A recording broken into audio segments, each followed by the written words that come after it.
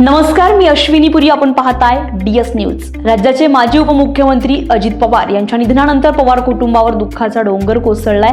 विमान अपघातामध्ये अजित पवार यांच्यासह 5 जणांनी आपले प्राण गमावलेत. मात्र या अपघातानंतर दररोज नवीन माहिती समोर येते.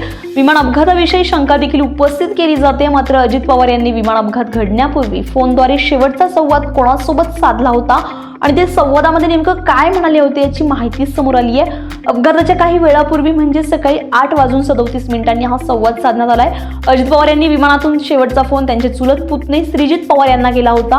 आज राष्ट्रवादी काँग्रेस पक्षाच्या कार्यालयात अजितदादा पवार यांनी फोनद्वारे साधलेला शेवटचा संवाद सर्वांना ऐकवण्यात आलाय.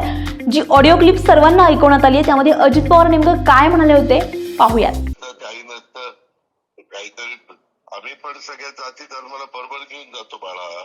आहे दादा, म्हणजे मला जे वाटलं ते मी तुमच्यासाठी म्हणजे मान्य आहे, परंतु त्याच्या तसं नाही.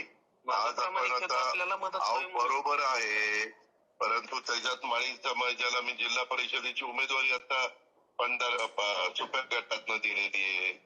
तिथं ओबीसी रिझर्वेशन तर बाकीच्यांनी दिलं नाही, इतर पक्षांनी दुसरेच दिलेले.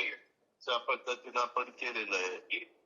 ओके, चालेल दादा, तुम्हाला जो योग्य वाटतो तो निर्णय अंतिम. ठीक आहे, ओके. थँक्यू.